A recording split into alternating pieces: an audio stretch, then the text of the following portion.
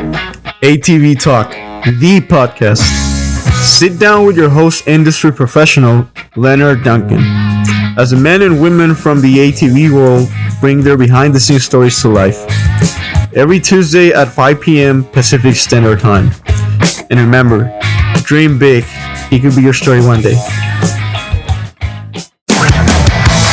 GBC Powersports Tires, a division of Greenball Corp, has been producing industry-leading tires for ATV side-by-side market for over 25 years, with tires like Mongrel, Dirt Devil, TerraMaster, XC Master, Dirt Commander, and Groundbuster. They have a tire for your application. Top racers from GNCC, WORCS, and Best in the Desert rely on GBC Powersports Tires. So why shouldn't you? Go check them out at gbctires.com to see the full line of tires they offer. Thank you very much. Beau Baron, welcome back to ATV Talk. How are you, sir? Good. How are you? I'm doing great. You're having a pretty epic year. Yeah, it's been good to say the least, man.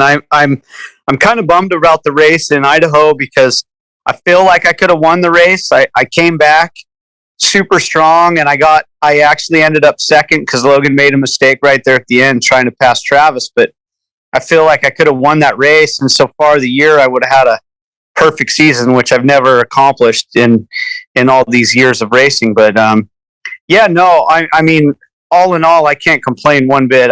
I've been blessed, and I'm happy to still be out there. Well, we're happy you're out there too. I want to go a little different direction with you, if you don't mind. Yeah.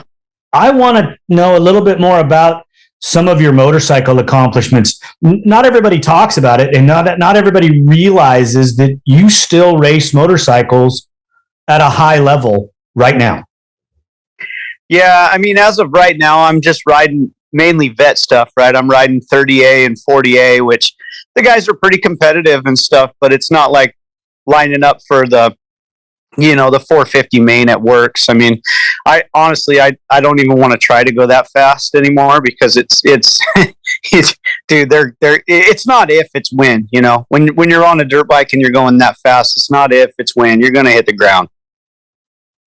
Yeah. And, those guys are incredibly fast. And it seems like the level it works in that class, not to get off track, has the bar's risen a couple times.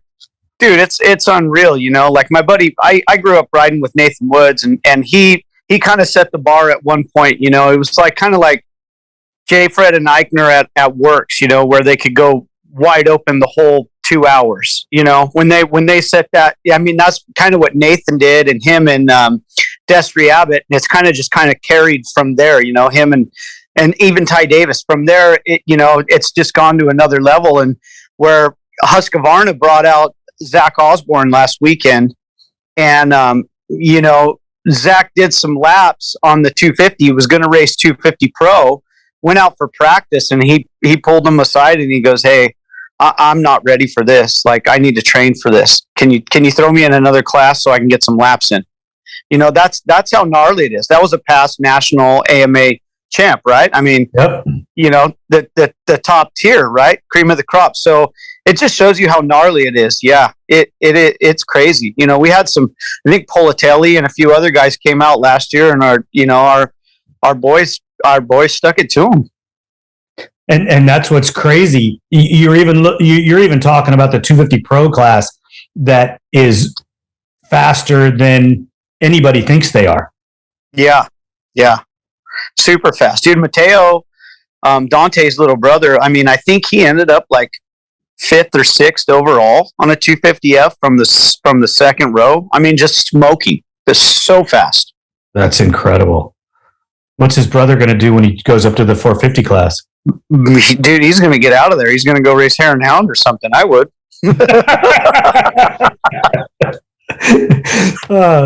Let's get back on track with you. You've been racing WORCS for a number of years, and you came out and you've won some championships on the motorcycle as well. And you do it for fun, you do it for money, you do it to keep yourself in shape. but you also have a love of riding that motorcycle. Oh, absolutely. You know, I grew up when I was really young. I got on a dirt bike, and I rode ATVs and dirt bikes. And actually, my dad, we got to a point where I was racing dirt bikes, and I told him I'd really rather race a four-wheeler at that point, because we were up at the motorcycle dealership, and I seen new quads over there. There was some 250Rs, and I said, I'd really like to race one of those. And he's like, yeah, that thing will chase you down and hurt you. But I think my biggest accidents have actually been on dirt bikes. Or I know this. You've raced dirt bikes for the better part of 25 years, 30 years? Yeah, for sure. I have an AMA lifetime membership, and I think that's 25 years. Now I don't have to pay for one again. Yeah. But I've been racing dirt bikes for a long time. Wow. Is WORCS AMA affiliated on the motorcycle side? No, they used to be. They were at one point. But I started off with the GFIs and the AMPs and the CMAs and all those series that are kind of local motocross. And I got into riding some Golden State Nationals. I won a couple championships over there, and we started racing four-stroke nationals, and I was a four-stroke amateur national champion. And that's kind of where I met like guys like Nathan and Dustin Dustin Nelson and Nathan Woods, and a lot of the guys I looked up to, like Spud Walters and Scott Myers and all these older guys, Jimmy Lamastis and stuff. And I made a ton of friends, and I was like the young guy in the crowd, and I moved up to the pro class, and I had some good years, I got a few top fives, but I ended up like sixth for 1 year. And, for me, that was pretty good at the time.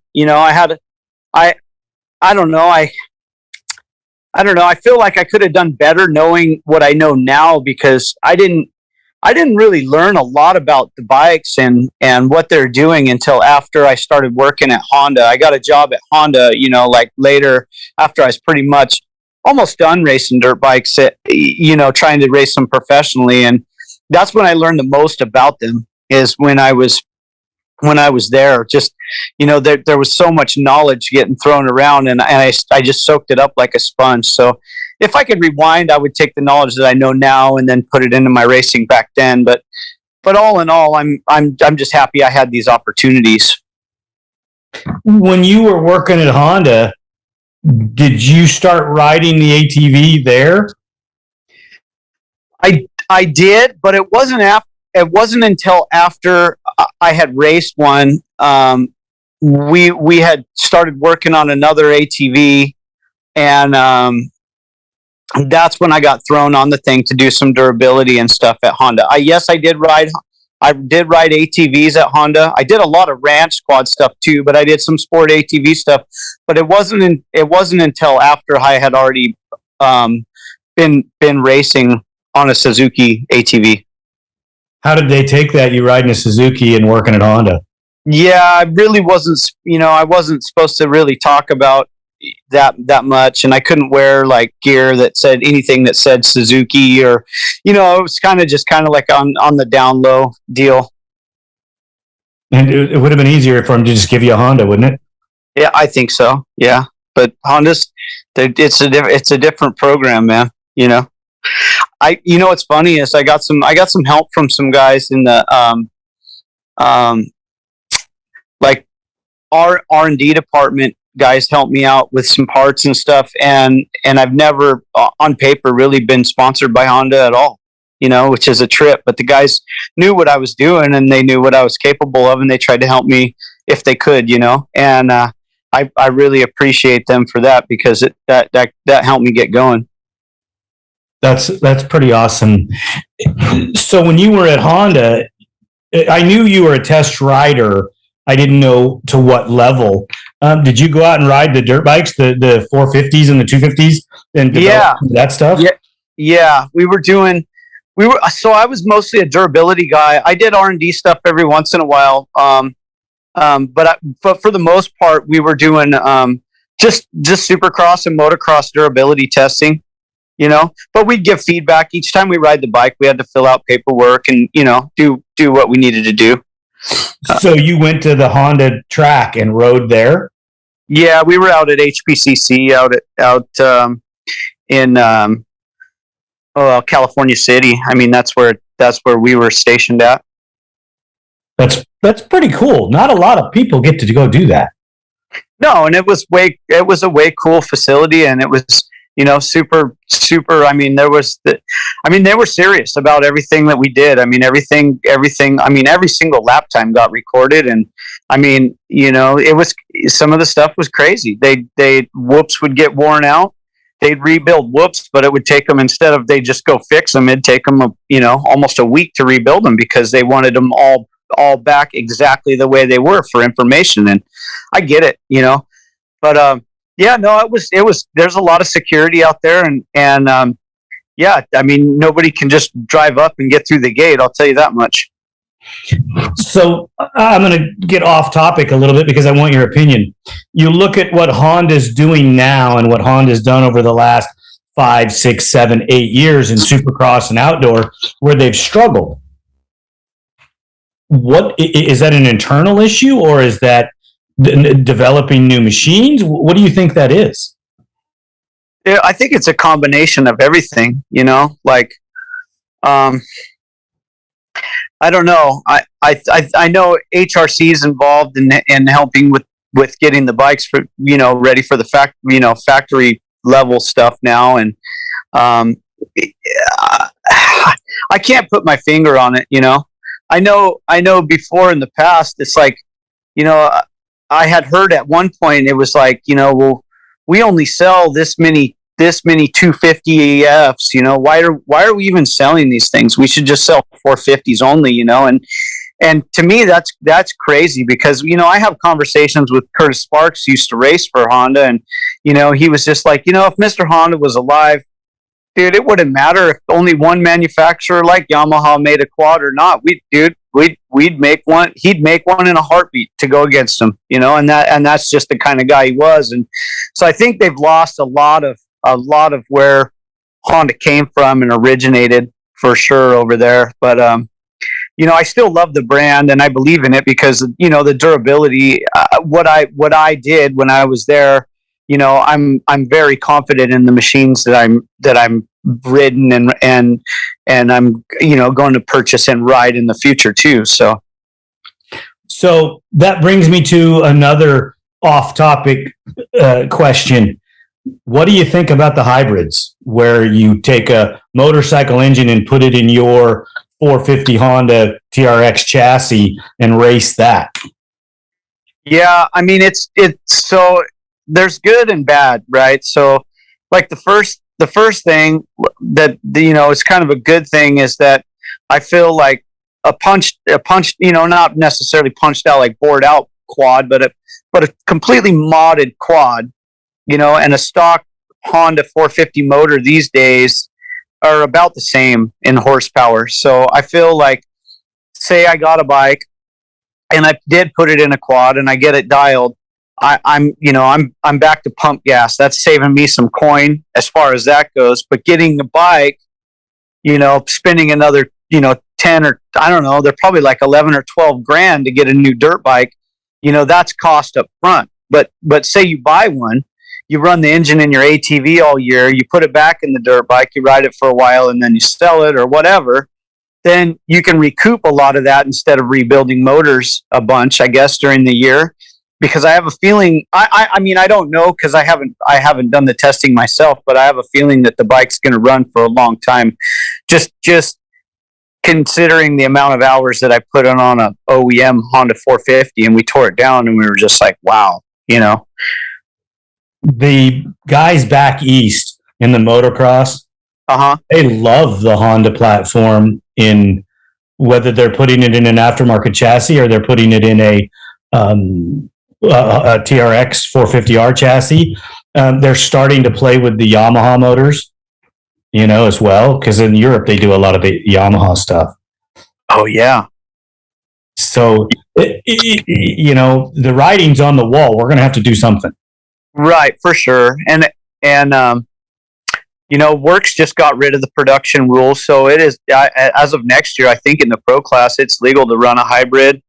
There's, I think the new Honda motor is probably about 10 or 12 pounds lighter than our old one, because our old one's basically like an '08 engine, style motor.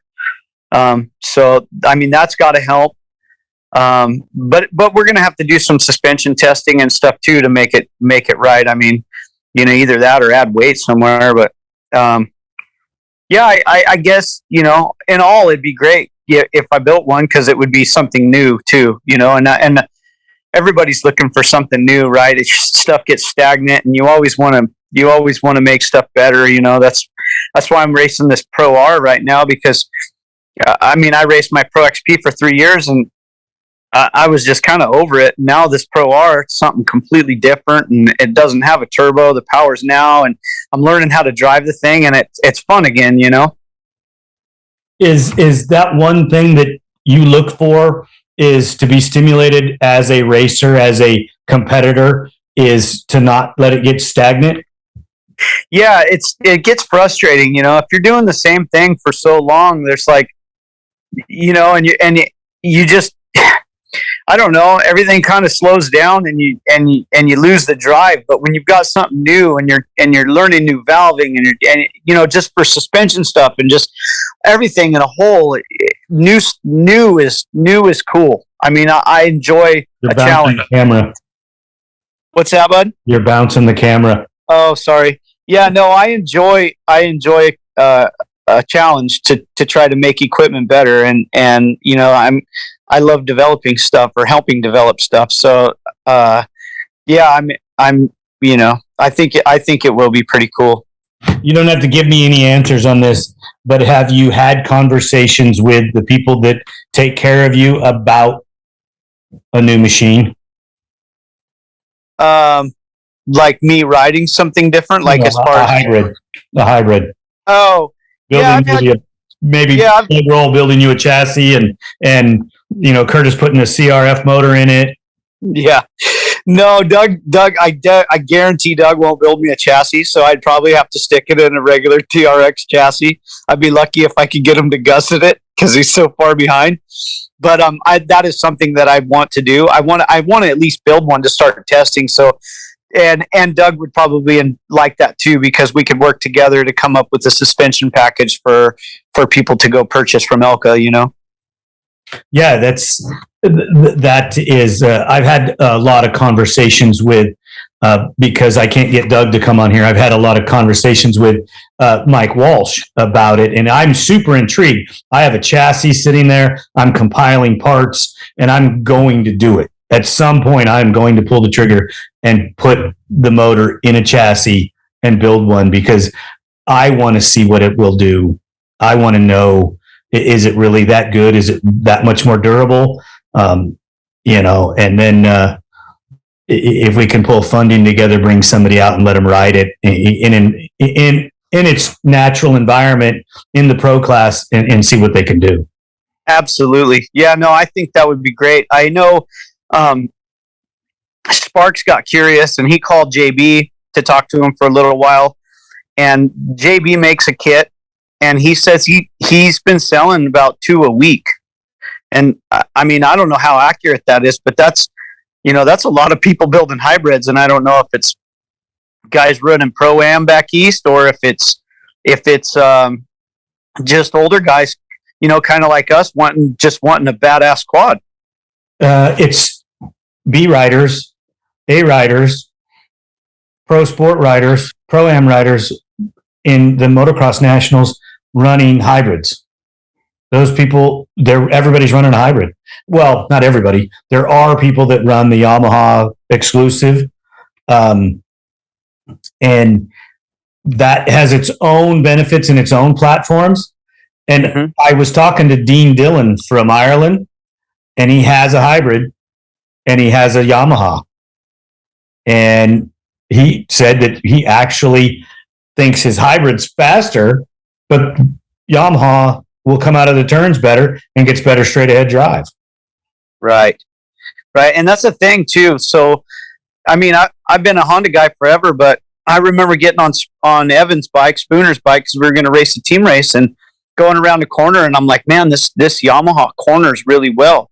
But then there was other sections of the course where like I thought, well, my Honda works better in the deeper whoops, you know, and there's like, it's a trade-off, you know, there's going to be a trade-off no matter what we do. And I'm not necessarily saying that a hybrid's going to be way better, but I think as a stock platform, like a stock engine, I really feel like, you know, it's going to be pretty cool. It'll be nice too, because all my bikes are kickers. It'd be nice to be able to have something with an you know, electric start and stuff like that too.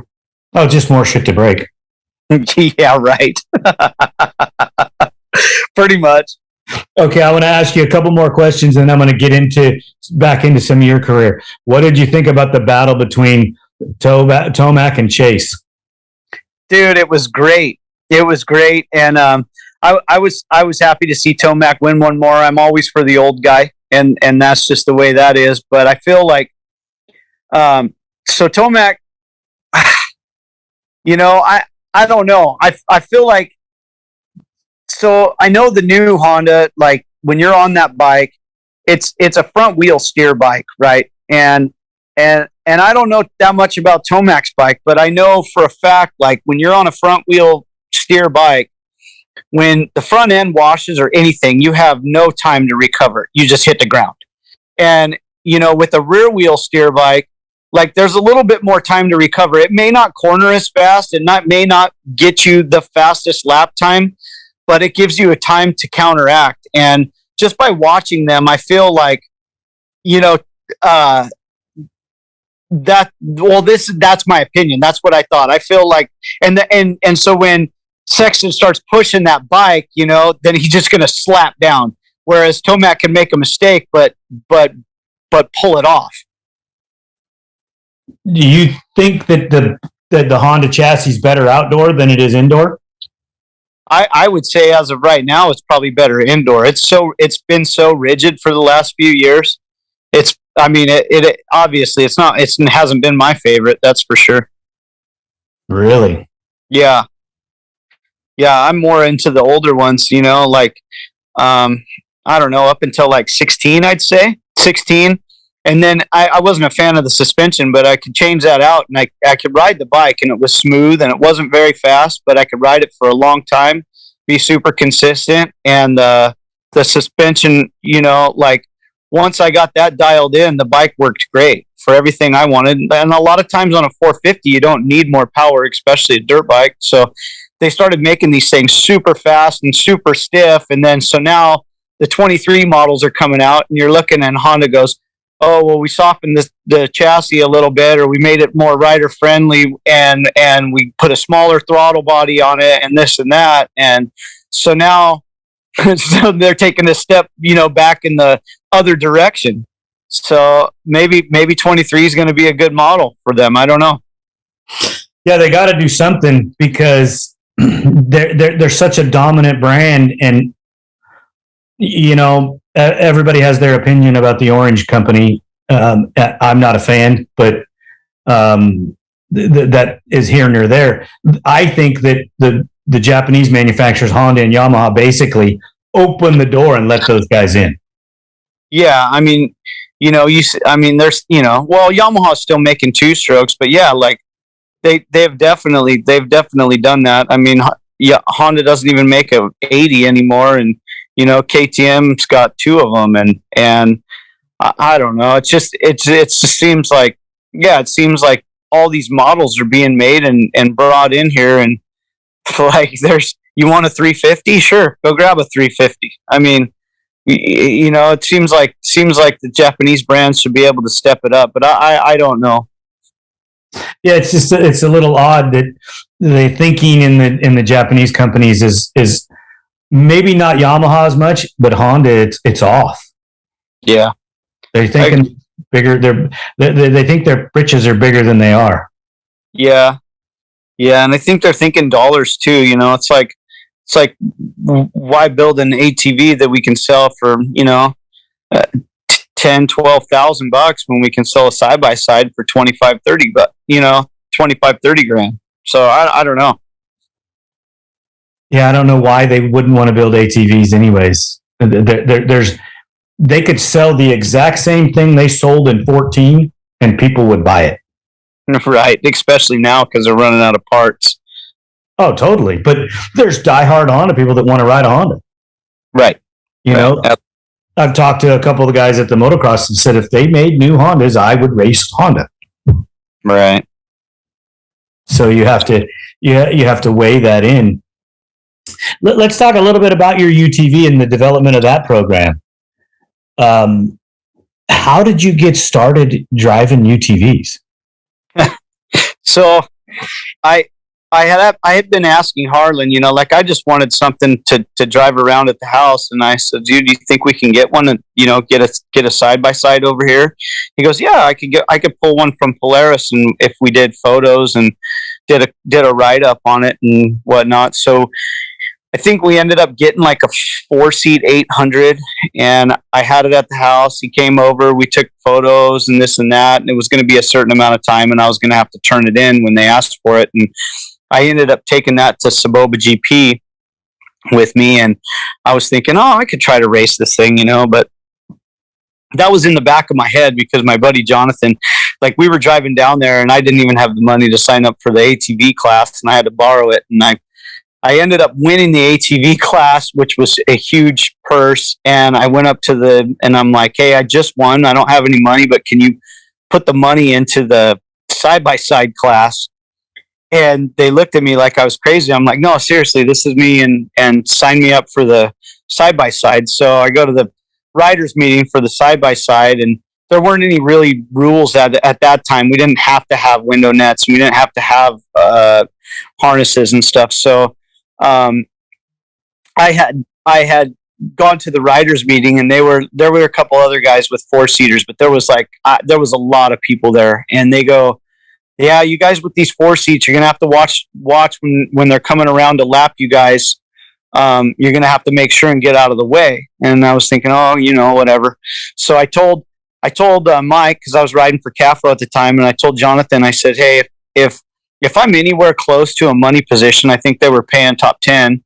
I said, just keep waving me on or throw up a number. And if not, I'll do a couple more laps and I'll just pick you guys up and we can do a whole lap. And so you guys can see the course of what I've been riding all day, and then we'll get out of here. So anyway, I had started in, I don't know, like the 3rd or 4th row, and it was really dusty. But I had just been on the track for a couple hours racing my ATV, and I knew exactly where I was going. So the dust was really thick, and dude, I started picking off people pretty quick, and I just kept getting waves from them, you know, like, go, go, go, go. Well, next thing I know, like, dude, they're putting up one hand with like, you know, 4 on it. And I was like, what? You like, what? I'm in this place, you know? And it just I went all the way down. I made a few more passes. I had Guthrie on my butt, and he was following me through traffic, and I had just started to ditch him. And let's see, I was physically, I think I had gotten into first place, but then I got hit in the back at going up this uphill.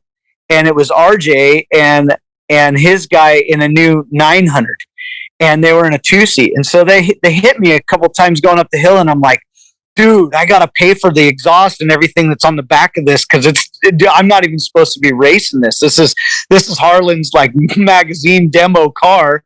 And so I pulled over for those guys at the top of the hill, and they went in front of me, and then we started going downhill. And of course, this long old 800, like going downhill, is super stable. So then I got on their bumper and I started screaming at them going down the downhill, like, let's go, get out of the way, you know, just yelling at them.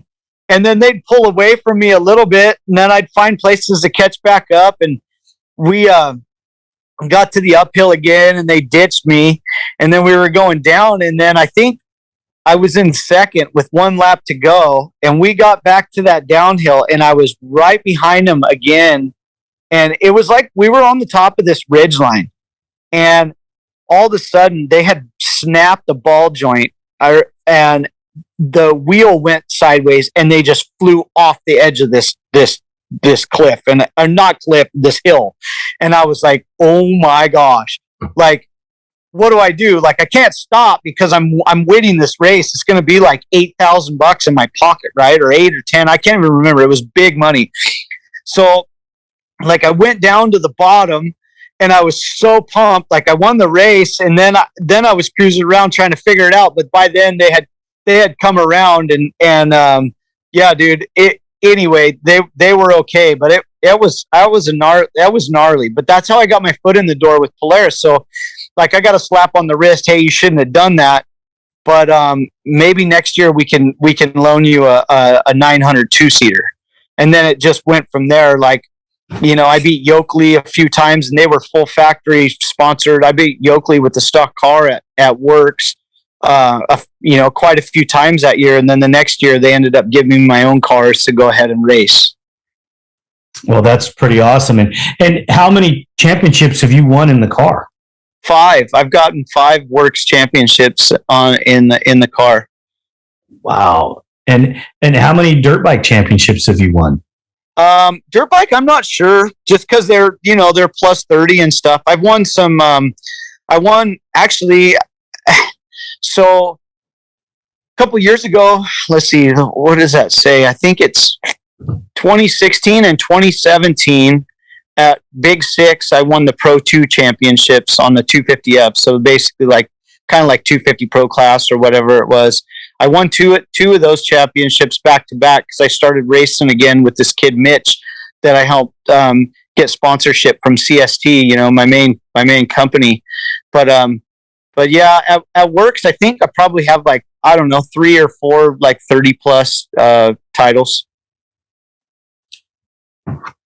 That's still impressive in its own, because you have to go out and ride that. Did you race the 450 Pro class or the 250 Pro class at all at WORCS? A long time ago, I did race the 450 Pro. When I did it, they didn't have a 250 Pro, and this was back when it was the first year, I think, of the Kawasaki 450 dirt bike. So I can't remember. I think that was maybe 06 or something like that. I did it. I ended up getting a bike. Where did I get that bike? I think I bought it from Nathan or something, but Kawasaki had pretty good contingency. So that's why I'm riding a KTM at WORCS right now in the 30 and 40 plus, is because they have such a good payout for their contingency.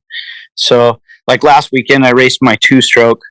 I have a 252 stroke and a 354 stroke, but I'm going to sell the 354 stroke and see if I can get a Honda 450 with that to maybe start a hybrid. We'll see. got you thinking a little, huh? Yeah, that's for sure. I mean, I think that I've been thinking about it for a couple of years, and being so busy doing obviously this and just with my normal job, and then some of the side things that I have going on, it's incredible that I just never seem to have enough time to pull it all together. Dude, time gets it's crazy every year. I've dialed it back.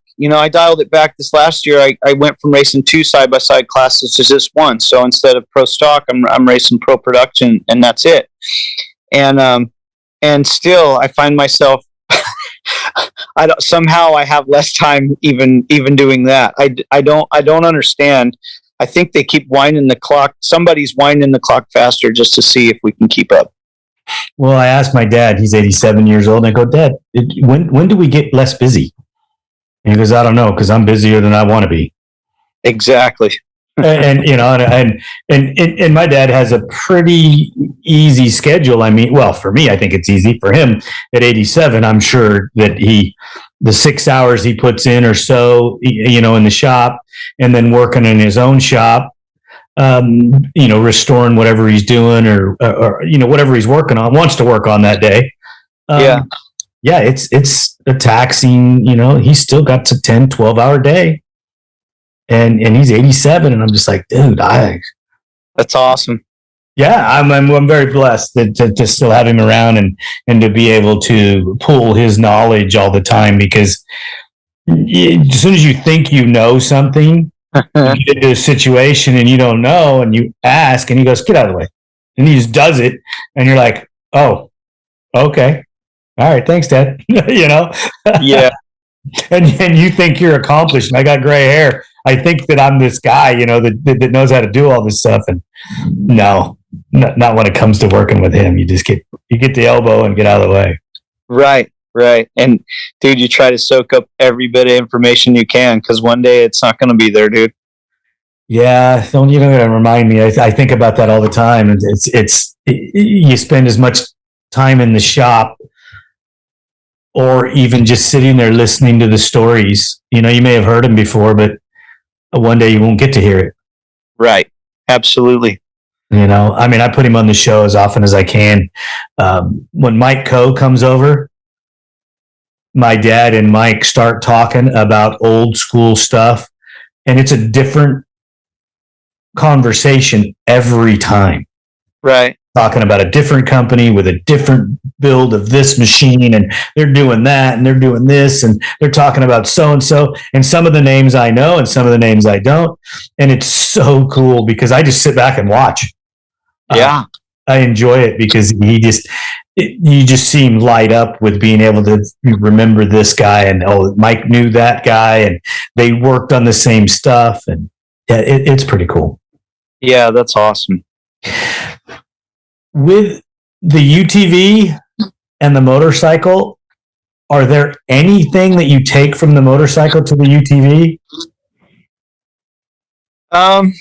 I mean, other than just putting on like just basic stuff, like putting on tear-offs and everything else, like getting goggles prepped. And I mean, yeah, I take that stuff over, and then, you know, just trying to be quick on the start and some stuff like that. Like, but no, a lot of times line choice is different, you know, when you got four wheels, and but there's some things that are the same too also. So like, you know, just feel of suspension and stuff like that, you can generally make the same call of where it's harsh and where it's not, and whether it's going to need a spring or valving or, you know, stuff like that. So yeah, some of that stuff does carry over, I guess. So the dyno in the seat of your pants is pretty good. Yeah, for sure. You understand where I go with that, because a lot of the things that we do is not done on a machine. It's done while you're riding, while you're feeling that car or that motorcycle or the ATV. Right. Perfect explanation. I've gone rounds with shock guys before, and I says, hey, this is hydraulically locking. And they'll be like, that's impossible. We've tested it on the dyno. It will not hydraulically lock. I've gone out at Glen Helen. I've gone out at Taft. I've snapped shocks right in half. And I'd be like, well, I guess I was right. Your machine's wrong.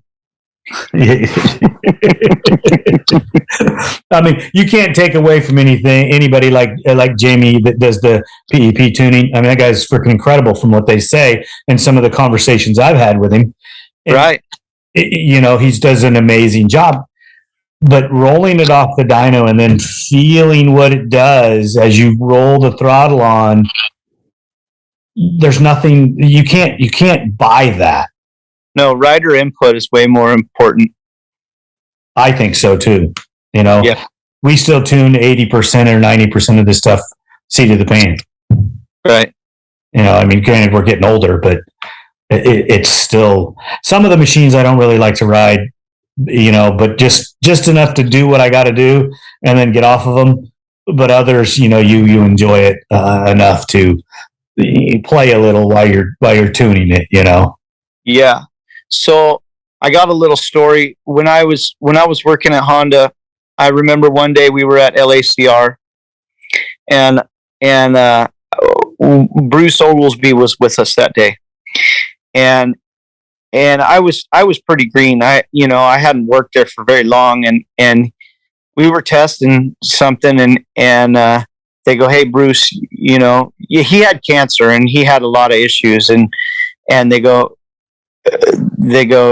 you want to ride it? You can ride it if you want to ride it, but if you don't want to ride it, don't worry about it. He goes, oh no, I want to ride it. So he put on his gear and he got on the bike, and he went, I mean, he couldn't have got out of second gear the whole time, right? He comes back in and he parks it and he goes, okay, the bottom of the chassis doesn't match the top. What'd you guys do to the seat? The seat is different. It's way stiffer and it feels wider. And this is going on and this is going on. And he sat there and he just basically wrote a book, and they were taking notes because they believed him so much, but dude, I'm not kidding you. He sat there and wrote a book after he got off the thing, and he only went 20 miles an hour around the whole track, 15, 20 miles an hour. I got on it after that, and every single thing that he had pinpointed, I felt it. Do you think that it had something to do with what you heard, or was it you knew that this is what was going on? No, he was 110% correct. So whether he was, whether you're slow or fast, there's certain people that can tell exactly what the vehicle is doing, and I don't know. That was after I saw that. Then I paid so much more attention to what I was doing when I was on anything. That one little moment opened your eyes to the whole thing. Absolutely. How cool was it to get to work with him? Dude, it was unbelievable. He knew I won some WORCS races and stuff, and he was calling me down like it was a local regional series, and he was dicking with me the whole time. And you know what, dude, I didn't have anything to throw back at him at the time, and I just thought it was cool that he was even acknowledging me. He was a good dude. He was pretty much a dick, but we grew up in a that era where you kind of had to work hard to be accepted, so I was totally into it. I only got to spend like minutes with the guy, and the fact that he knew who I was when I walked up to his truck to this day amazes me, because I was a green kid in my 20s. Maybe I was in my 30s, and he freaking called me by name, and I was like starstruck by it. Couldn't believe this guy knew my name. And right. Then he goes, "What you need? I know you came over here for a reason." And I told him what was going on and what I needed, and he walked into his truck, opened the drawer, handed me the part, and said, "Hey, good luck. Talk to you later." Right. And I was just like, wow, that was, and I've never told anybody that. Right. That was at a national at Glen Helen, an ATV national. I believe it was 2004. And it was just blew my mind. Yeah. I mean, pretty cool. Pretty cool. Yeah. I mean, that guy, and you hear stories from so many people that what a great guy he was. Yeah. Yeah, absolutely. I've also been told that if he was still around, we'd have an ATV. Yeah, probably. And there'd be a pro contingency deal. There would be some stuff for the ATV people. Right. No. That's we can wish all we want, but that is what it is. Yeah. We've talked about UTVs. We've talked about ATVs. I've asked you about many different things in the motorcycle world. Are you a fan of most other forms of racing? Oh, yeah, absolutely. If it's not dirt, what do you watch? Dude, I don't know. I've been on, I like watching some of the superbike stuff. I like watching, just because so much goes into it. I mean, it just blows me away. I don't know. Marquez. Yeah. What do you think of him? I don't know. Well, he has that surgery in his arm and comes back and 4 races in, puts it on the podium. Right. Yeah, dude, it's crazy. And you know what? Even just so, I've been watching Well, I was watching the straight rhythm the other day. That was pretty rad seeing all the two strokes out there. Like I really enjoyed watching that. That was phenomenal. But you know, so I had been talking to my buddy Mitch, and he was telling me that he went to Bud's Creek with Jay Jones, and he was watching the national, and he was really paying attention. And he says, because you just reminded me about Roxton's injuries, and he goes, Roxton is riding so fast, but he goes, when on TV you can't tell, but in person you can see like the difference in his riding style and his arm and everything, like just because of his injuries to his wrists. And he goes, for him to be going as fast as he is with basically like a disability, it's phenomenal. It's just crazy. Yeah. Speaking of Roxon, do you think that it's something that he shouldn't do anymore? Well, not if he likes to do it. If that's what he loves to do, then I think he should keep doing it. I mean, that's basically the only reason I'm still riding my ATV is because it's so much fun. I think you'd be riding ATVs or motorcycle. You'd be riding something, even if they didn't have any racing, you'd still be doing it. Oh yeah, for sure. For sure. Some of the stuff I miss the most is because we're always so busy racing and stuff, but just getting on any kind of quad and just going down in the riverbed and crossing the river in certain spots and, just trying to find yourself some trouble. I mean, I miss a lot of that. Well, when you retire one day, you'll be able to go do that again. Absolutely. Yeah, I'm looking forward to it. That's for sure. Did the girls enjoy going riding with you? Yeah, we have a good time. Bailey's into racing a lot right now. My daughter Bryn, she's fully wide open on her dance stuff, so she doesn't have the time to do it. But my little one Brooke, she's doing a lot of everything, and she has a Honda 90 4-wheeler, and she comes in the back and messes around with us. That's cool. That's so cool. So the family's still into it, still okay with it? Yeah.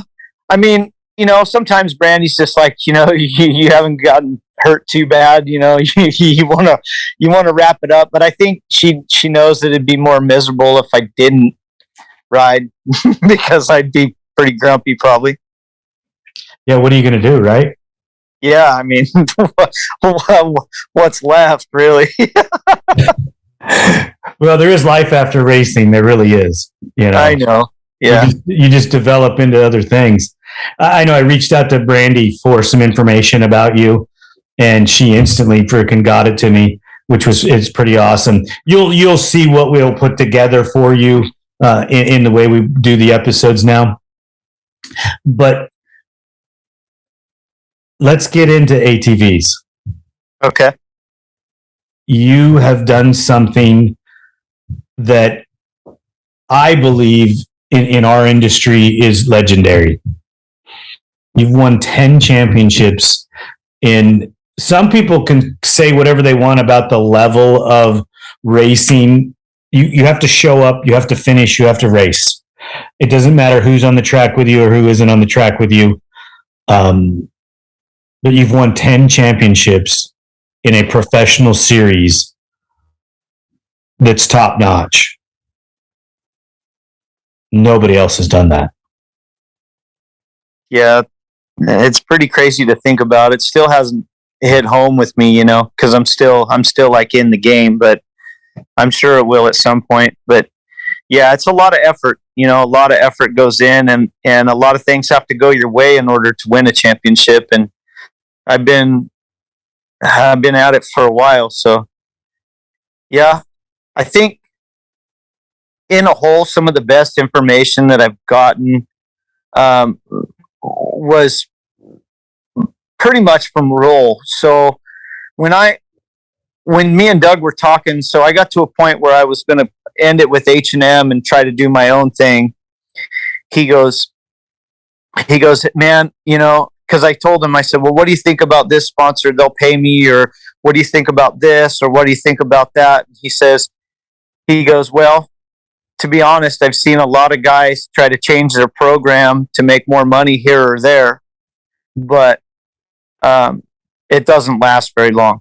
He said, if you've got a good thing working, you need to keep good relationships with the people that you're working with, and keep it rolling, and you'll have a lot of success. And, and I don't even remember, I don't know if he even remembers telling me that, but it's been a key factor to what I've done. And I follow that to a T. I try to keep the same sponsors, no matter what the cost. I mean, if they're, if they're having a hard time and they can't help me with something, then I'll figure out a way to get it or pay for it or whatever. We got to work together. And a lot of riders coming up, I don't think they understand. They're just going for the help, or going for the buck here. They see dollars there, and really, I mean, there's nothing compares to like just building relationships. Your long-term sponsors are so key, because when they're down, you help them, and when you're in need, they come through. Absolutely. Something special comes up in your career, or an event comes up that you want to go do, they'll be there for you. Right. Because you've been riding for CST for how many years? I don't know. It's been a while. Right after I left H&M, and so I mean they've been with me. I don't know, probably since 14. I'm guessing 15. That's 7 years. Yeah. Wow. And there's a crossover there from Maxxis to CST, right? Yeah, absolutely. That's like, so when me and H&M split, I called Heather, and I was like at Maxxis, and I was trying to get the same deal as what I had through their team. And she said, no, it's not going to happen. But we've got this other company, CST is trying to come back up, which CST owns Maxxis. I don't know if many people know that or not, but CST owns Maxxis, and they started Maxxis as like this high-end company, and then it grew to be pretty big. And so then like internally there were, like not a little bit of feud. And so CST wanted to grow their brand, big too, like back up again. So they started supporting racers. And so that was my opportunity to race on these other tires and still make pretty close to the same as what I did before when I was racing for another team.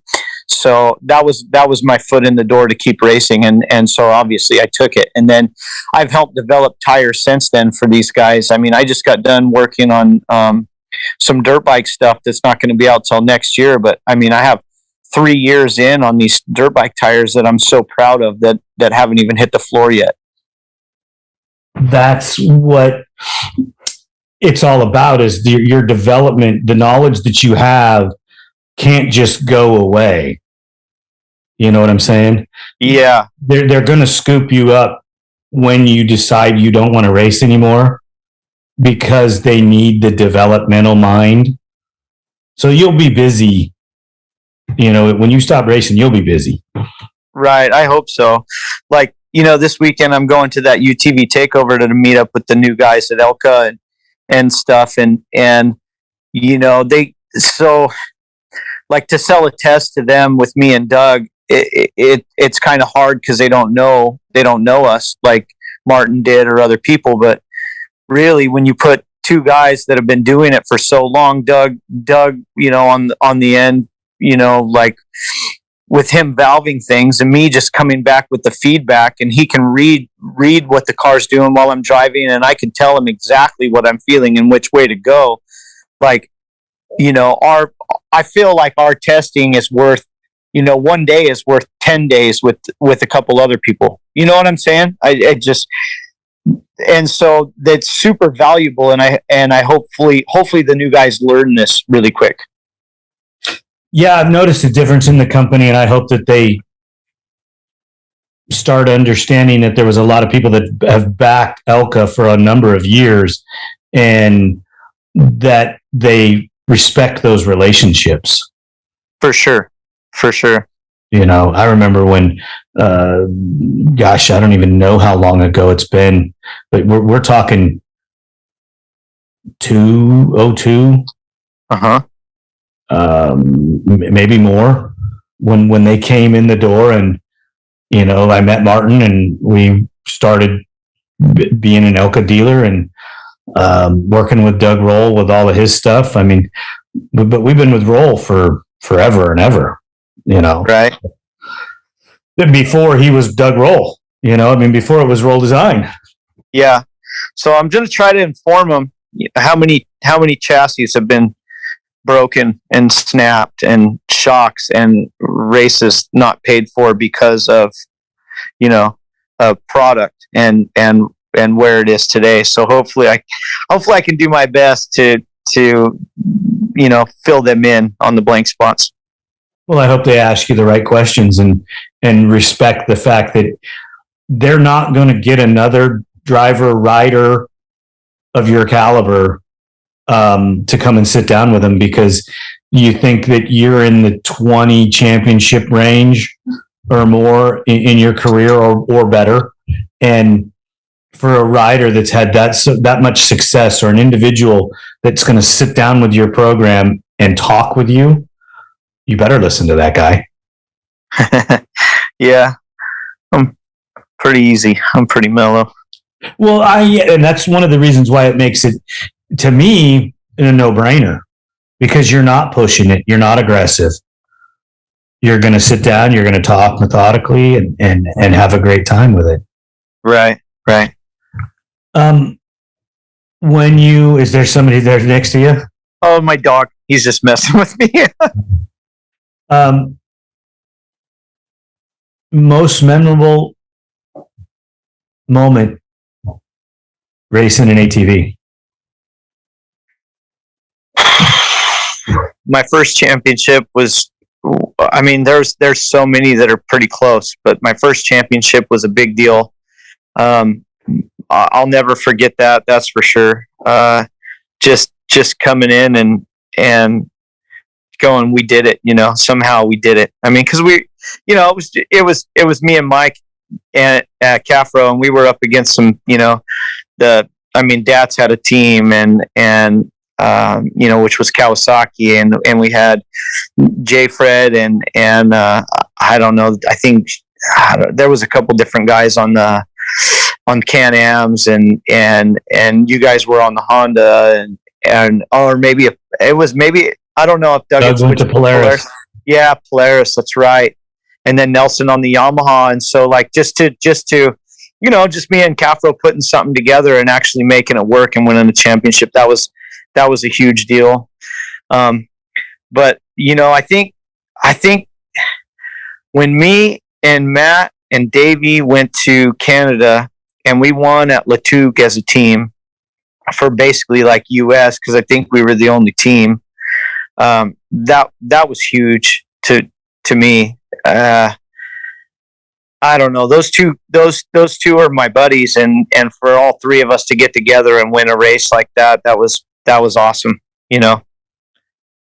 Well, the relationships that you've built throughout the years, you and Davey chewed a lot of dirt together. Quite a bit. Yeah. Do you miss that level of training and that level of riding where you guys were so close with one another? Yeah, I do, because it pushes pushes you to get better, and it's more motivation to have somebody there all the time, for sure. It's being here and working on all this stuff and everything. Some days it's hard to get motivated. And especially the older I get, yeah, I do miss that. I was kind of hoping for something like that out of Braxton Gross, because he's doing so good, but he lives so far away, and his dad's so sporadic. It's hard to make something happen with him. He's a very good rider, and he's going to do well as long as his equipment stays together. But I was hoping for something more out of that, as far as him pushing me and me being able to get him to the next level. Yeah, I think that they almost need a wrench. Oh, absolutely.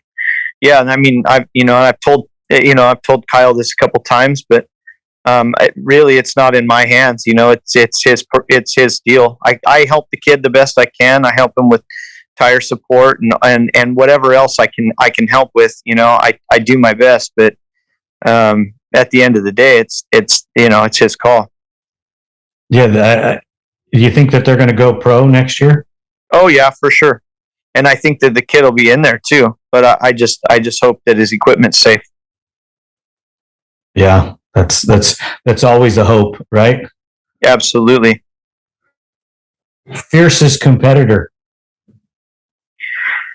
Right now, it's probably Travis. Travis is hungry and he's riding hard, and dude, he's picked my brain. And what's funny is, like, nobody picks my brain like he does, and he wants to know everything, and I'm willing to put the information out there, because at the end of the day, if I'm a better rider, if I try a little bit harder, I'm still going to win, but I want to help him the best I can, because I know he's going to do good.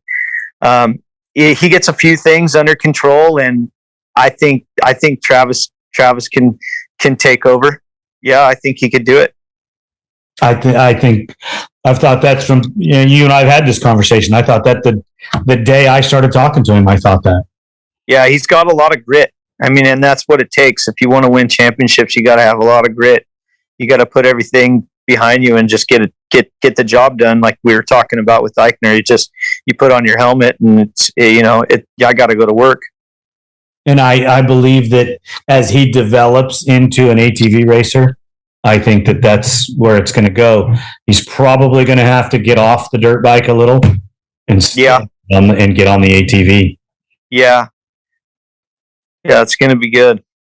Yeah, I think that those guys better be preparing themselves for him, because he's going to make it tough on whoever. Logan has his moments of really fast, and sometimes you wonder where he went, and then there he is, and he's a little sporadic for me. Logan's a great rider. Yeah, Logan, dude, some tracks he's ripping. But yeah, he is a little sporadic, but he is very fast. Some days he's spot on, some days he's not.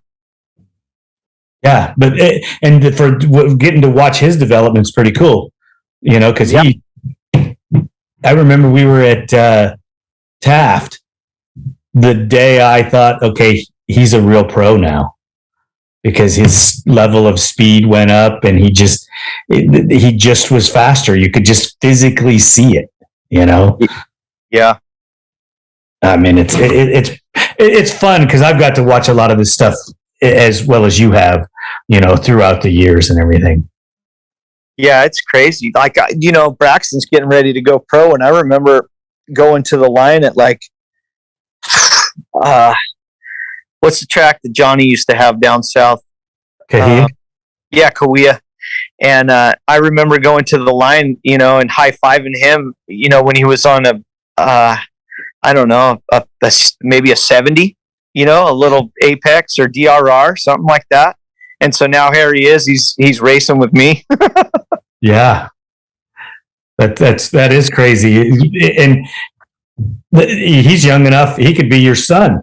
Oh yeah, same as Ortiz. And that's the thing. So, like, I'm looking at the starting line. You look at all these guys, and I don't think any of them are 30. And I'm 42 in November. Right. Yeah, it's crazy. Travis is the oldest of all of them. Yeah, and I think he's 28, maybe. Yeah. Yeah, 25 or 28, something like that. It's unreal. That youth, the WORCS needs is the youth. Yeah. And you know what? I've been seeing that growing. This last year, there's been a lot more minis and stuff like that. So I hope it continues, because, that you're exactly right. I mean, that's what we need is the youngsters coming, and we need the pros on the line too, and the good payouts for the pros, because you got to have something for the kids and the parents to shoot for in the future, other than just going and having a good time at the races and maybe their relaxing weekend or whatever and having fun riding. But, a lot of them are maybe looking for maybe something in the future, little payoff, anything, right? So I think it's important to make sure that the pros are on the line for sure. Yeah, we're going to roll into a for the love of the sport thing, like it was in the beginning, where the pickup truck, it took every penny you had just to get to the races and put your bike together, and that's the real love of the sport. Yeah. You're not going to get a factory truck in there anytime soon. No, but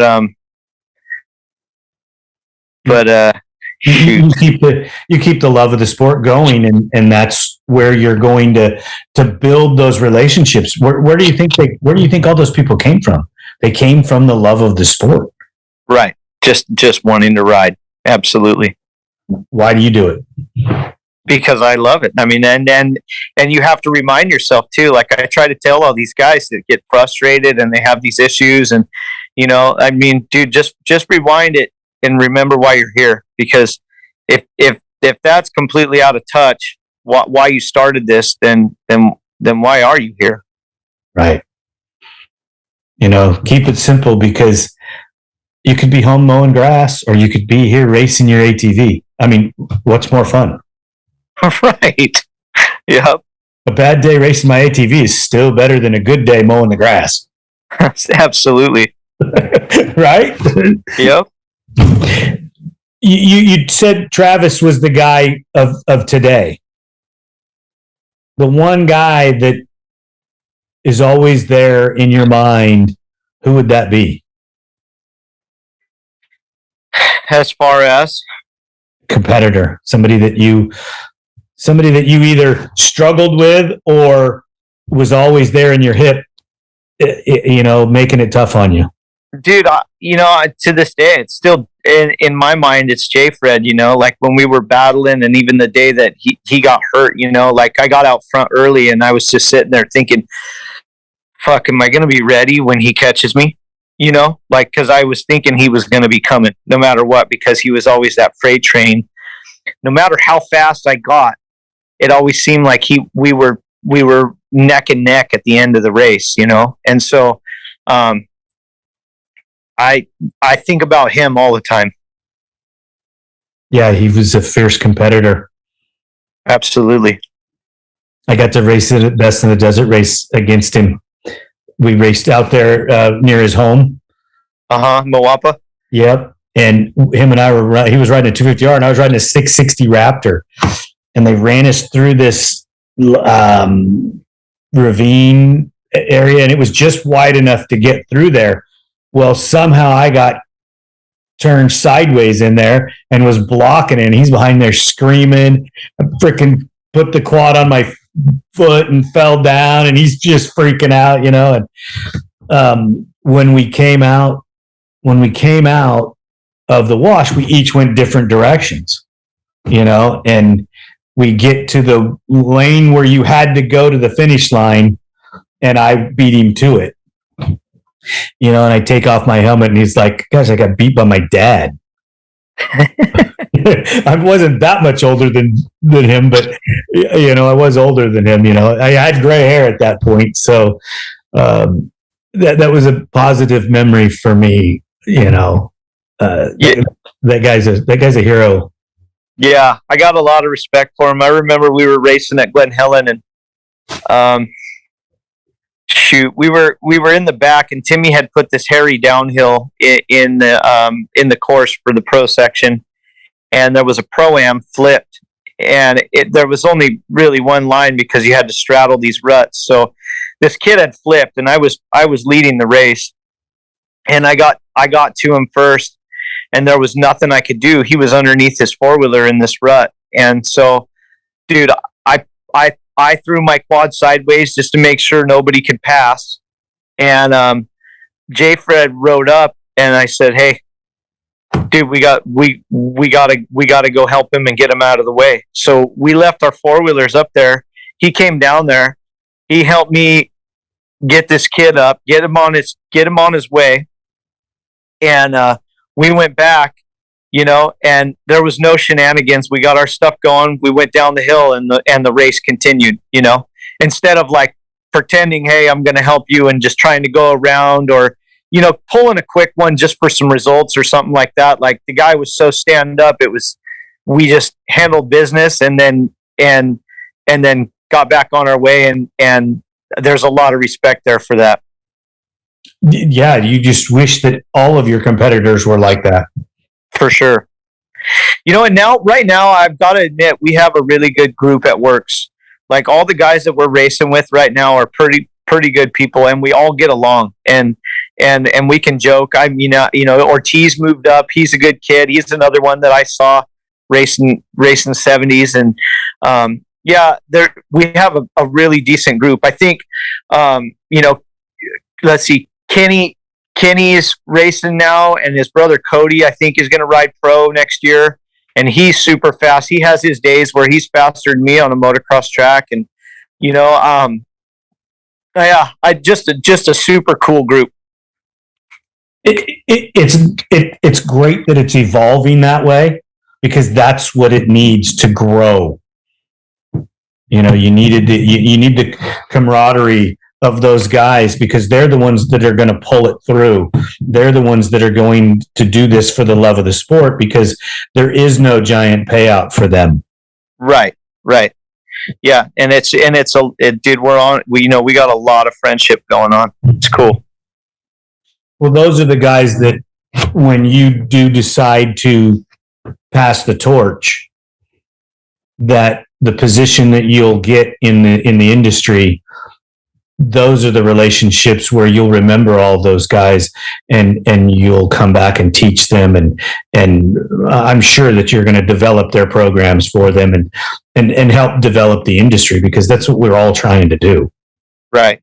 I mean, it's not about me, but I've changed what I do to try to develop the program, because I spent so many years wandering through the pits, helping anybody that I could, and doing all the things that I can, as well as working on the riders that I had. I'm a few years older than you, so it's just not in the cards to do that as much as I just can't do that as much. Right. I mean, granted, I wasn't out racing, but yeah, when you get home and it takes everything you got for the next 2 weeks to get yourself back in semblance of order, you got to make a decision at some point. Yeah, no, for sure. And I've been thinking about a lot of things too. My daughter, she's still really, she's kind of getting into it, like she's racing women B, and she's having a good time. And and if she wants to keep going with it, even if I'm done racing, I'm still going to go and help support, because, my parents did it for me when I was growing up, and I need to be there for her. I agree. That's what you do. I got to race with my son a little bit. Unfortunately, he decided to go into the military, but that was a great choice for him. Mm-hmm. I really enjoy the races. I do miss it. I really do. But life has changed. Absolutely. Whether you wanted it to or not. Right. When we go here in a few weeks, which this will air after that, but when we go in a few weeks, I think that's just going to be the most amazing thing to watch that race with all of those different level of competitors. It's going to be incredible. Yeah. I'm thinking about watching. Dude, you can't, because I already put big money on you to win the thing. I know, dude, but I'm still hurting from the last race, and this morning it was a wonderful thing. I was trying to get a hitch out of my shop, one of the bays of my garage, and I go over there, and I lift up the garage door, and I grab the hitch, and I start putting it down, and my fingers went right in the damn slit, and the thing went all the way down with my fingers in there. Oh. And dude, and I was just smashing it. I tried to pull my hand out, and I couldn't. So I had to roll the thing back up to get my fingers out. And now I got two of them that are completely black. Like the nails are going to fall off. Oh. And you laugh about it.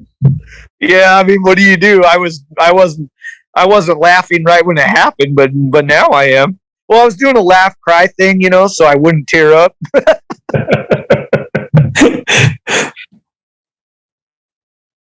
In ATV racing, when Davey went back east to race, and I know that you went back there a couple times with him. Yeah. Did you ever think of going and racing motocross? Yeah, I did. And especially if I was like a little bit younger, I would have been into it big time.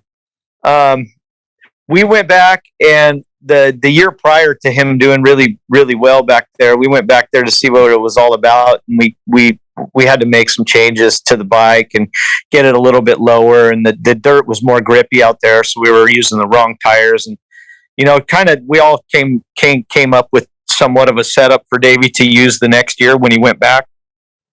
But I did think about it, but it was going to be a lot of money out of their pocket, and I really feel bad about that. And then also I kind of talked to sponsors somewhat about that, and they were just like, well, we've got our East Coast guys and you're our West Coast guy, so stay on the West Coast. And so for me to make any money out of it, it wouldn't have been possible. And but if I was younger, I probably would have went ahead and done it anyway because it was fun. I had a good time when we were back there. And you did well, right?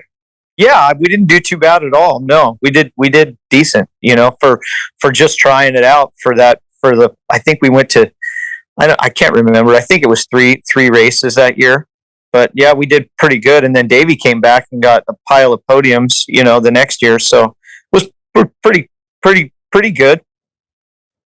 Yeah, you can't complain at all for being an off-road guy, right? Yeah, not too bad. They were pretty stoked and surprised that you guys did as good as you did, right? I think so. But I mean, you never know what to expect with anybody until you actually ride with them. Right. Do you look forward to the East Coast guys coming out and racing with you?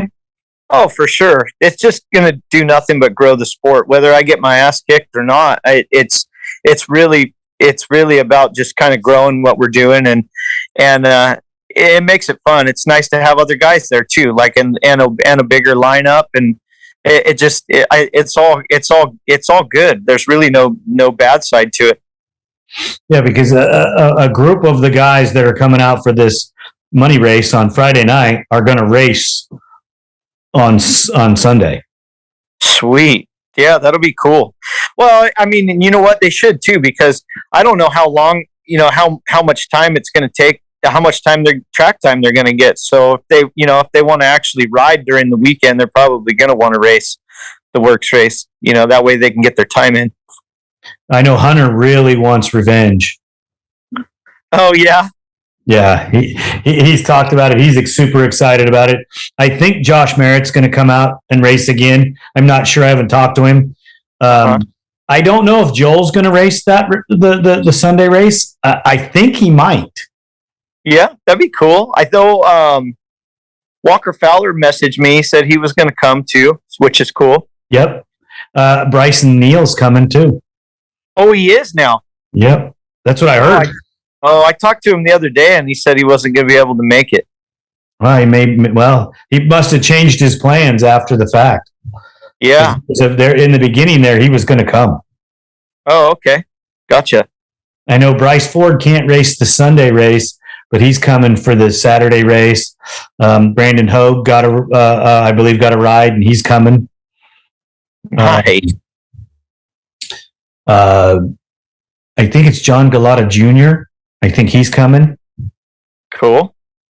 And Riley, one of the TT guys from back east. Oh, really? Is coming for the Friday deal, So there'll be 4 different styles of racers, fighting for that money. That's cool. That's going to be way cool. I hope I could live up to people's expectations. Well, you have to break it down like we do. we've seen what you do, we've seen what they do, and if they put you guys in a real competition where it's going to take some of your skill set and really put it out there in a course that you can perform on, I think that it's going to be amazing. I think that you're going to shine, because when the green flag drops, dude, everything that you say right now on the couch, this hurts, that hurts, whatever, that's all going to go away, and all your instincts are going to take over, and you're just a pure racer. So I don't see you giving it up. I hope you're right. You know who you sound like? Gary Denton. Oh yeah. Yeah. Well, yeah. And then he goes out and wins 8 championships. Really.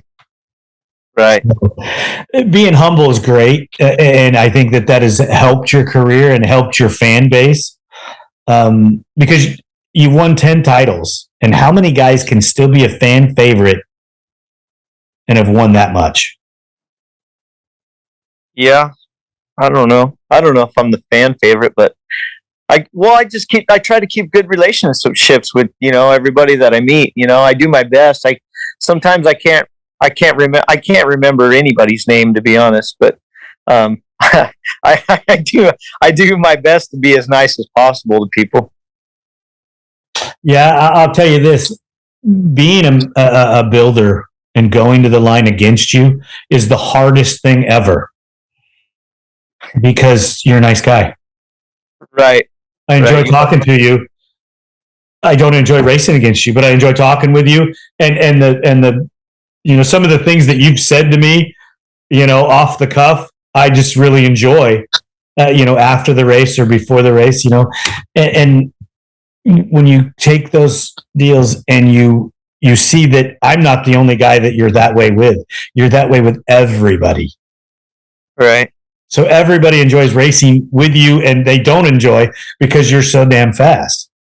Yeah. It's like Logan the other day, he was saying, he was just like, dude, it's going to be a sad day when you don't come to the line with us. And I was like, shit. He doesn't even care that I just won. He does, but he gets it, Yeah. But he also grew up as a fan. Right. Every guy there, but Travis is even a fan. Yeah, we're buddies, dude. Travis calls me all the time with questions and stuff, and I think this is going to be his third year this next year, maybe. So yeah, he's cool. He's cool, dude. I hope that I've heard some rumors about some plans changing in his program. I hope that he works out. I hope that he gets in with the right people and that they take care of him. Right. Yeah. And that's a big part of it, man. Just getting going in the right direction. That's a hard deal. Yep. Because you get with the wrong people and things can happen and it just doesn't work out, and then everybody gets frustrated and either they stop racing or this happens or that happens, and I'm really watching from a distance. I just hope things work out for that kid. Yeah, me too. But there's so many of them, Braxton and Ortiz. How long is he going to do it? He's always made it sound like to me that he was just a couple race guy and then he wasn't going to come back. Yeah, I don't know. He's in it now. I mean, what's cool about him is his girlfriend is working at the counter at WORCS for signups, and then he's out there taking photos for Harlan and stuff on his spare time, and then on the dirt bike weekend, like, dude, he's trying hard to make it work, and he's putting in the effort, and he's racing, and I praise him for that. I dig it. He's trying hard. And that's what it's all about is the people that are developing the series. You have to pat yourself on the back a little bit, because some of these guys, your encouragement means a lot to them. And as you walk through the pits and you talk to them and you help them, that gives them a boost to keep going. Right. No, I feel when when I just the group in a whole, I feel like I've taken all the riders that I'm racing against to another level. Like I've gotten them all up to par or faster. You know what I mean? For the West Coast, I feel like I've gotten them to a point where they're going pretty good now. And yeah, you bobble and somebody's going to pass you. Absolutely, yeah. Yeah. So I know Jacob. When I talked to Jacob about Idaho, God, he felt so bad. Oh, it's okay. I mean, that's part of it, dude. It was just a mistake. That ground was so slick. I was looking ahead, and I was in the, I had two wheels out in the grass, or trying to catch some traction, and I cut across, and he was just on that slick stuff, sliding so fast when he hit me. But it was just, he saw an opening, like a kid. I saw there's the opening. I got to go right there, and wasn't even paying attention to the ground. I know exactly what he was doing. He wasn't even thinking about how wet it was, and just started. I mean, it's almost like when you touch your brakes, you start picking up speed when it's that slick. Oh, wow. Yeah, he said he won't make that mistake again. Right on. Because he did feel really horrible about it. So yeah, I was heated at the moment. Like I got off my quad, I pulled my tether. I said, "Really, dude? I do this for a living." And I remember looking at him, and I threw the back of his quad over, and then he was just shaking his head. He got on his quad and he took off before me, so I still had to pass him. I was like, "Dang!" Oh, that insult to injury, right? Yeah. Oh well. I saw the finish of that race, and Travis was doing donuts, and you were right there. Yeah, I wasn't far off, dude. I needed another lap. Yeah, it was cool. I had just gotten him and Logan in my sights, and I got pretty close. And I remember being in the air on that last tabletop, and there was basically a right, left, right finish, and it was right there, just those three corners right together. And I was in the air looking to the right, and Logan was going like right at Travis, and I'm like, oh, they might get tangled. And I was in the air thinking, oh, dude, can I pull this off? And then the next thing I know, Logan hit Travis. Travis's hand flies off the bar. Logan hits him so hard he flips. And then Travis puts his hand back on the bar and goes across the finish line. I rode around Logan and got second. It was crazy. Oh, man. But those are the things those are the golf shots that keep bringing you back, right? Absolutely. Yeah. The fact that you're watching what's going on and probably smiling, thinking, hey, I'm going to do this while it's all happening. Yeah, it was crazy. It was crazy. Yeah, that was a fun race. Even though I didn't win, I thought I was going to get third for sure. But yeah, even though I didn't win, I had a great time. And I'm glad Travis got his first win. That was cool. Yeah, I got the monkey off his back. Now he can just focus on racing and he the video I seen of this last race when you guys were going over the logs. Oh, the tires. Yeah. Yeah. He was right on you. Oh, dude, he was on me for the first, I don't know, like the first 3 laps, he was right there. And then I started to gap him a little bit. And I actually pulled a decent gap. And we came around to the enduro cross section, and there was a chicken line, and it was like, dude, it was like 20 to 30 seconds longer. I'm not kidding. It was so far. But there was a guy stuck from the Pro-Am class on the last tires, and his wheels were up on it, but he was just sitting there. And I made a call at the last second to just go the long route. And so about the time that I got even with that guy and I was headed into the long part of the section, he popped right over there. So Travis didn't even see him, and he went into that section. Dude, he came out of there like 20 seconds ahead of me.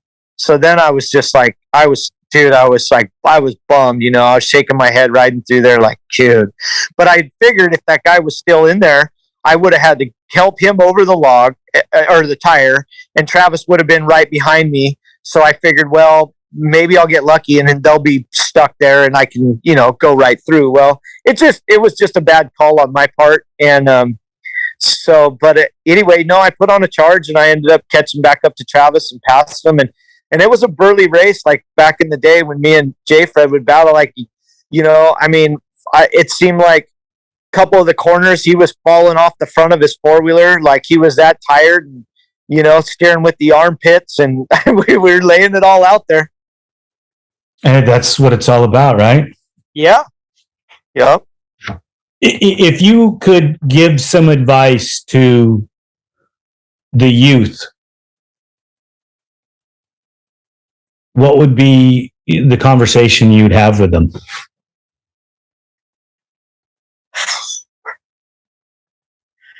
I mean, honestly, it would be, back to what I said before, dude, just make sure you're having fun, because that's the number one thing. At the end of the day, we're not all going to win every race, and and everything isn't going to go our way. So just make sure you're here for the right purposes and you're having a good time. Those are some pretty solid words from a 10-time champion in the ATV industry. I want to thank you, Beau. It's always a pleasure and an honor to sit down and talk with you. And you're so gracious with your time when you're so busy. And again, I can't thank you enough for sitting down with me and having this conversation.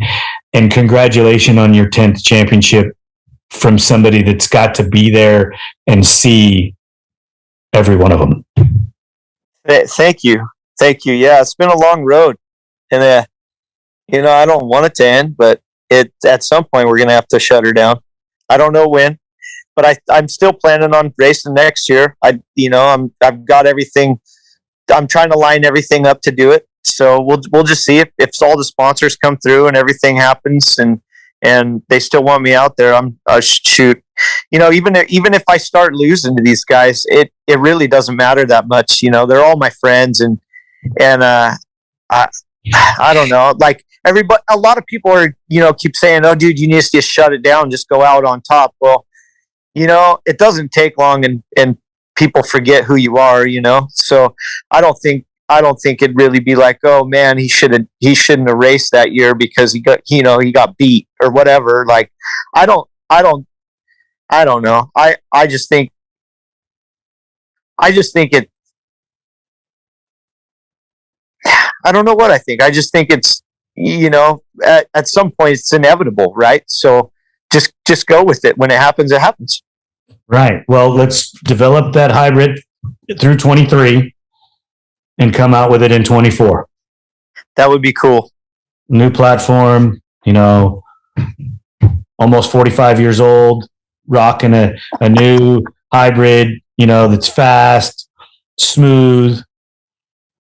Right? Yeah. We'll put a big old piston in it, jack up the compression, do some head work, really make it rock. Dude, I don't think I'd be able to. I don't think I'd be able to hold on to it. That's for sure. Well, yeah, Ricky Johnson's uncle, always used to come in and tell us, "Oh, bore a big hole in it, laddie, it'll go." He would always come in the shop and say that to us, and just the funniest thing. So a lot of people believe that. Let's just put a bigger piston in it; it'll be all right. Dude, it's so funny. Like all these guys, like even Roberto at the last race, he tried to run some other cam or something, and it's just like, for me, I've got my stuff pretty dialed, and I don't feel like I need something that gnarly. So for me, I have a couple favorites. I used to like the HRC cam, which worked great, but I usually run like a stage 2 hot cam, and it's nothing special. Davey used to run a webcam or something that would rev higher, but for me, I like riding in the meat, and that just fits me, and everybody's got to find, I think, what works for them. But for me, like, mellow's better. It's like Travis said, those first few laps, he was like, dude, I was listening to your bike and I was trying to match the sound. And then once you got away from me, I couldn't match the sound through the whoops and my bike started dancing everywhere. And I'm like, yeah, dude, it takes forever to get that. And and right when we took off, I couldn't shake him. And I was like, dude, he's just riding all my lines. I'm like sitting here shaking my head going, dude, he's hitting every single thing exactly like me. It's going to be harder than hell to get rid of this kid. And then that's the progression in the education, right? Right. And dude, he's doing it right. He's learning everything he can. He goes, every time I ride behind you, I learn so much. Dude, and he's the only one that, like says this stuff. And he's the only one asking questions. So I feel that's why he's probably next in line. I would, unless somebody comes out of the woodworks that we're not prepared for, I'm kind of thinking that myself. Yeah. I mean, dude, I'd really like to take Braxton to another level just because he's so smooth and he's such a nice kid. I would love to, but Kyle's just got to back her down or whatever. I mean, they can do their own thing too. It's worked for them so far. That's fine too. But I feel like that kid's got a lot of potential. I agree. Or Cody. I mean, Cody, from Tire Blocks. He just got to smooth out just a little bit. He's got the speed. There's just, I could work with any of them really. I feel like I could help anybody's situation quite a bit. I bet you could, brother. I don't doubt it at all. I'm going to come back and you can be my coach. There we go. We're going to have to ride in the plus 60 class though. Come on, Balboa. Let's do it. Can you make my arm work right? Yeah, I wish. If you could get mine to keep from going numb, I'd sure enjoy that. Oh, yeah. Let me tell you, brother. Let me tell you. I know. I mean, that's one of the reasons why I stopped racing because we only raced an hour, but when right and left hand, those three fingers on the outside of each hand go numb, you're only riding with your index finger and your thumb. Dude, I know. And it starts going at the 20-minute mark. I know exactly. I without looking down at the clock, I know what time it is. Yeah. Dude, yeah. And that's one of the things, I've been contemplating I'd stop, maybe get a surgery done or whatever. But at that point, like, I'm going to lose so much in ride time and this and that. The older you get, the quicker you fall off. Yep. So I've just kind of been riding it out and just running with it. I agree. And there was no point for me to keep racing because I was never going to be a pro. I was never going to be that guy, So go back to doing what you do and turn wrenches and your hands don't go to sleep. You don't have that problem. Right. You need hurt at the end of the weekend, but whatever. Right. Yep. Brother, I'm going to let you go because I can tell that you got to get up early in the morning and work on UTVs and ATVs and motorcycles, and you're already tired. Yeah. It's all good. I always got time for you, buddy. I appreciate that. I've had some great conversations with you. Some taped, some not. And I really appreciate it. The team here at ATV Talk would love your feedback. Please email us at hello@atvtalkpodcast.com.